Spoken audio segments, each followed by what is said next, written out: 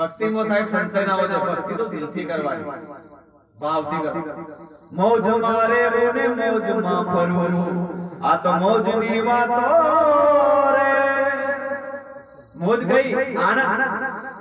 પીલે પીલે ઓ મોરે રાજા, પીલે પીલે ઓ મોરે જાની. રામ રસ પીવાનો છે, પેલી કોથળીઓ નહીં પીવાની.